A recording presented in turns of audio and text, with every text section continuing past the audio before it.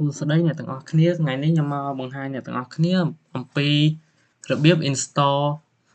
UV2 server ចូលទៅក្នុង VisualBox ឥឡូវជំហានមុនដំបូងខ្ញុំត្រូវមាន VisualBox សិនចូលមកក្នុង website ខ្ញុំ download VisualBox តោះមកចុចកន្លែង download មកខ្ញុំប្រើ Windows ខ្ញុំយកកន្លែង Windows ចាំវាដើរពេញសិនទៅបន្តមកទៀតដើម្បី install វាបានយើងត្រូវមាន file មួយទៀតគឺ file UV2 ISO មួយទៀត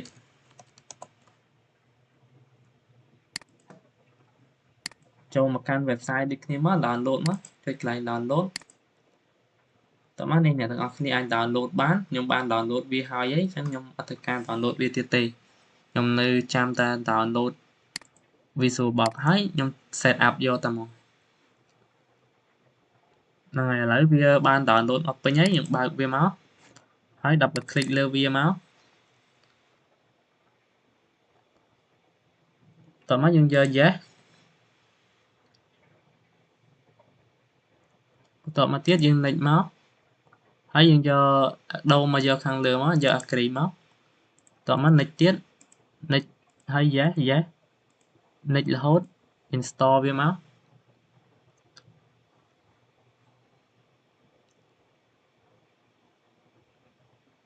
យើងចាំវាមកផ្លែទៅដើម្បីវា install ពេញ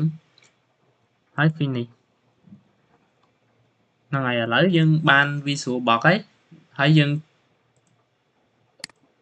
ត្រូវការតម្លើងUV2 server ចូលទៅក្នុង VisualBox ហ្នឹងបើអ្នកទាំងអស់គ្នាមាន VisualBox ស្រាប់ហើយយើងបើចាំតម្លើងវាទៀតទេយើង install UV2 box UV2 server ចូលមកឥឡូវចុចយកពាក្យ new ហើយកន្លែងនេះយើងដាក់ឈ្មោះមកខ្ញុំដាក់UV2 កន្លែងនេះគឺ file location យើងរើស file location មក choose file location សិនមកហ្នឹងហើយខ្ញុំដាក់វានៅក្នុង drive D drive data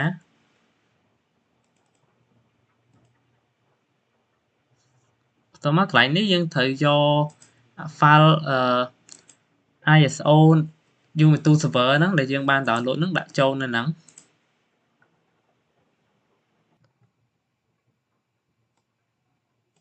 បន្ទាប់មកកន្លែងនេះយើងដោះគ្រីសវាចេញមកហើយយើងចុច next ដល់កន្លែងនេះយើងត្រូវកែ RAM វាបន្ទាប់មកទៀតកន្លែងនេះកន្លែង memory ខ្ញុំយក400 មេ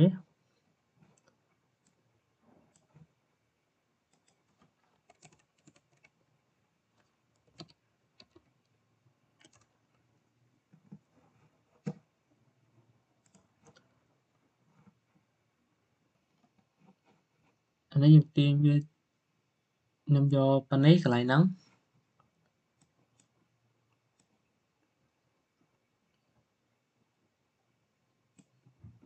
បន្ទាប់មកអានេះខ្ញុំយក4 core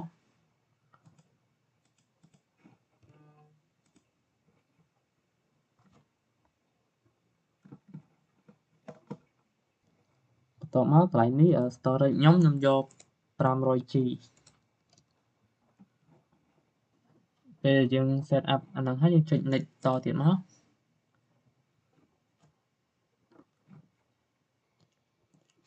ពេលចូលដល់កន្លែងនេះយើងចុចយកពាក្យ finish នេះមកហ្នឹងហើយ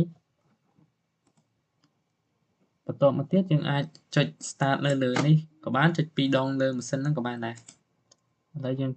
បើកម៉ាស៊ីនហ្នឹងទាំងអស់គ្នាមកវាកំពុងតែដើរ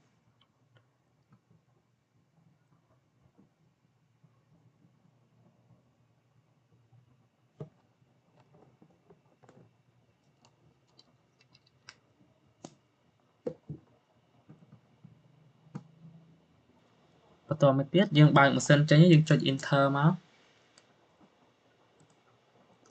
តទៅពី enter ហើយយើងនៅចាំវាសិនទៅ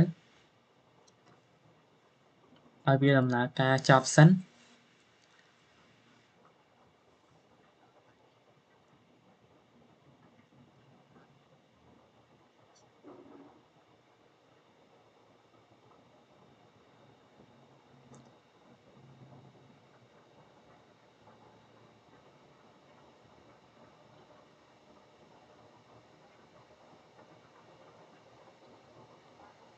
ឥឡូវវាបើកមកហើយយើងយក English ហ្នឹងយើង enter វាមក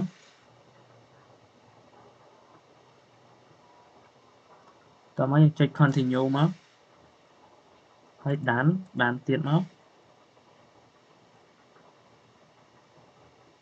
កន្លែងនេះយើងយកដានទៀតមកហើយសម្រាប់ address យើងអត់មានយើងចុចដានទៀតមកហើយយើងចាំវាដើរសិនទៅ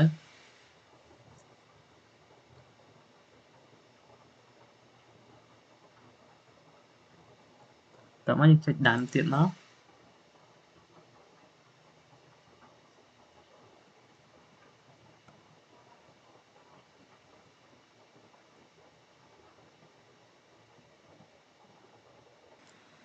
ហ្នឹងហើយអ្នកទាំងអស់គ្នាដល់ពេលចូលមកដល់កន្លែងហ្នឹងយើងចុចarrow key ចុចក្រោមមកដល់កន្លែងពាក្យ setup ហ្នឹងយើងលុបសញ្ញាខ្វែងនឹងមួយមកយើងចុចសញ្ញា space តោះមកយើងដានទៀតមកតោះមកយើងដានទៀត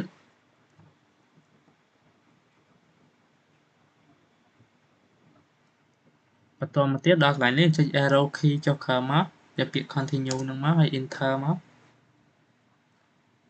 ហើយកន្លែងខាងលើហ្នឹងយើងដាក់ឈ្មោះរបស់យើងមកខ្ញុំដាក់ឈ្មោះខ្ញុំបន្តមកទៀតខាងក្រោមនេះ server name បន្តមកទៀតដល់កន្លែង server name នេះខ្ញុំដាក់ឈ្មោះខ្ញុំមក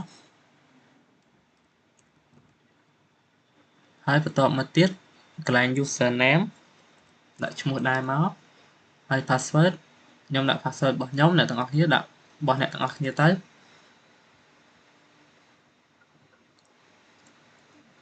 តមកយើងចុចដានទៀតមកចូលមកដល់កន្លែងនេះយើង continue វាមក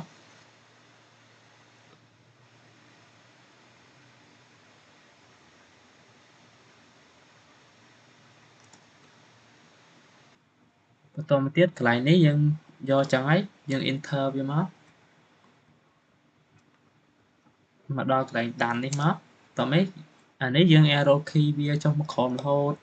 ដល់កន្លែងដានទៀតមក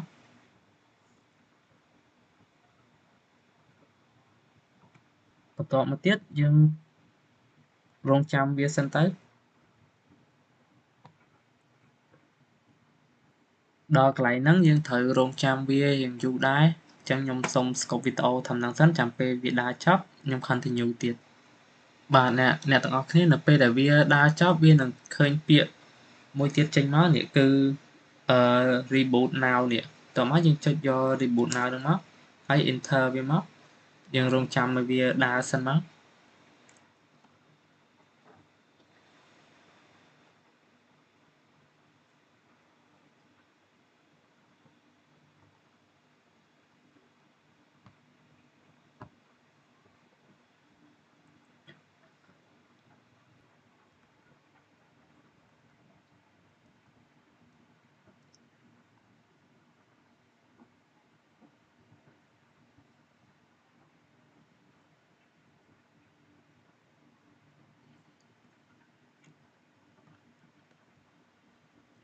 ឥឡូវ reboot ហើយវាកំពុងតែដើរវិញហើយ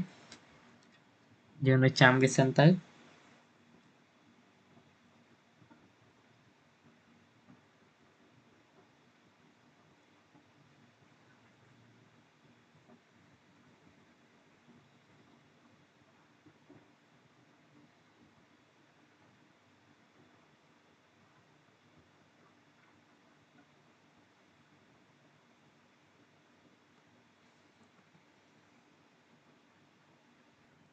បន្ទាប់មកចូលដល់កន្លែងនេះយើងវាយឈ្មោះយើង click enter មកតោះមកយើងវាយឈ្មោះរបស់យើងមកតោះមក password កន្លែងនេះយើងចុចទៅវាលោតចេញអីទេយើងវាយ password ឲ្យត្រូវមកយើង enter ទៀតមកឲ្យវាដើរសិនទៅ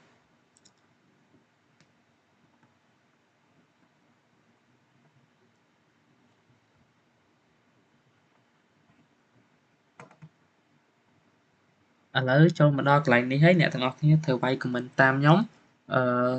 sudo ដកឃ្លាមក touch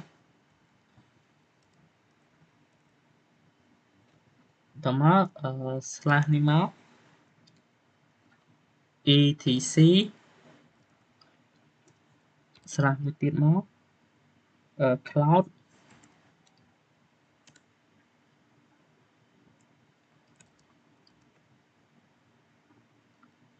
slash cloud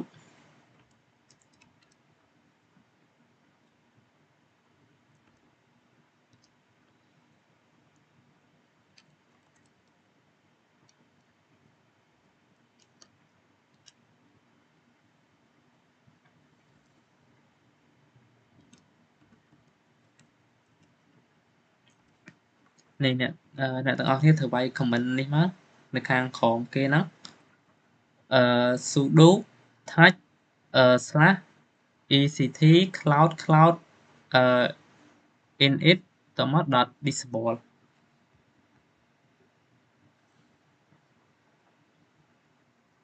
បន្ទាប់ពីវាយ comment ហ្នឹងហើយអ្នកទាំងអស់គ្នា enter មកបន្តមកទៀតវានឹងឲ្យយើងវាយ password ពេលយើងវាយ password ហ្នឹងវាអត់ load ទេយើងវាយ password ឲ្យត្រូវមកយើង enter ទៀតមកបន្តមកយើងទៅឆែកមើល folder ហ្នឹងអ្នកទាំងអស់គ្នាវាយ comment តាមខ្ញុំមក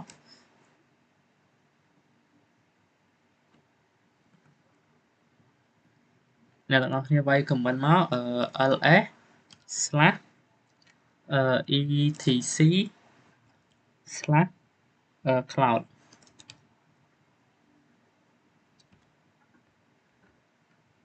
តមកអ្នកទាំងអស់គ្នា enter ទៀតមក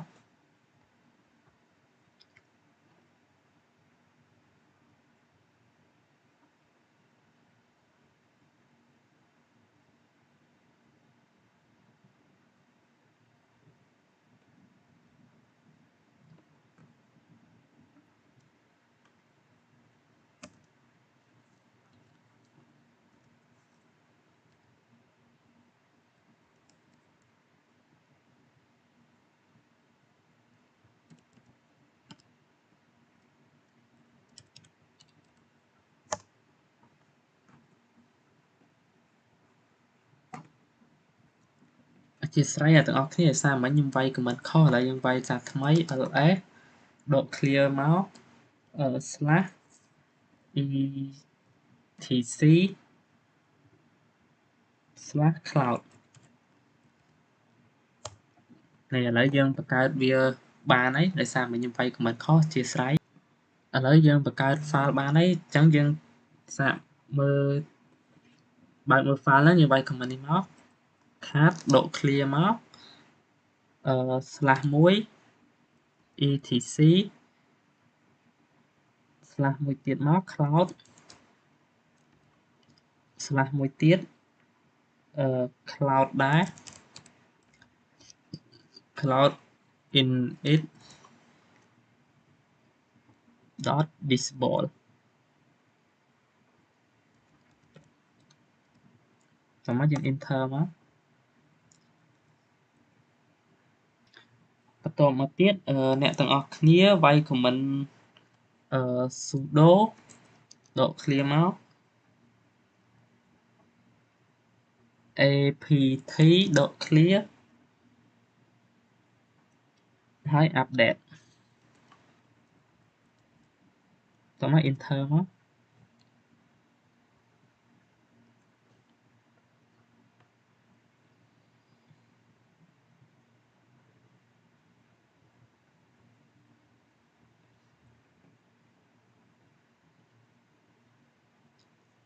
បន្តមកទៀតយើងវាយ comment តទៀតវាយ sudo ដក clear មក apt ដក clear មក upgrade លើកមុនយើងប្រើ update ឥឡូវយើងទៅសេថា upgrade វិញម្ដងតមកដក clear មកដកវាយហើយ enter មក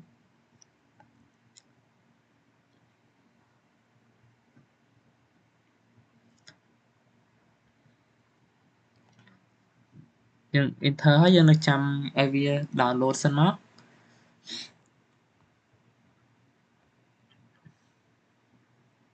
download រៀងយូរដែរវីដេអូខ្ញុំរៀងវែងដែរអញ្ចឹងខ្ញុំសុំ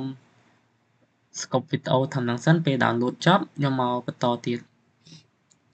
លើវាដើរចិត្តពេញហើយ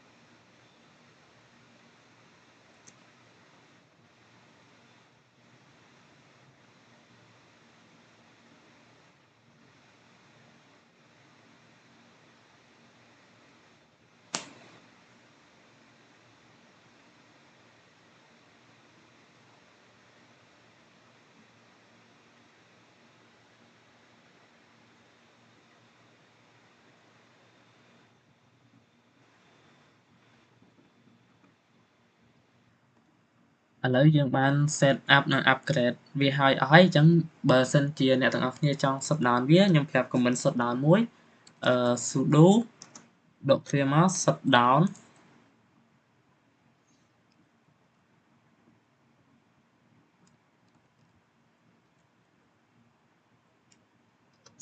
now តមក enter មក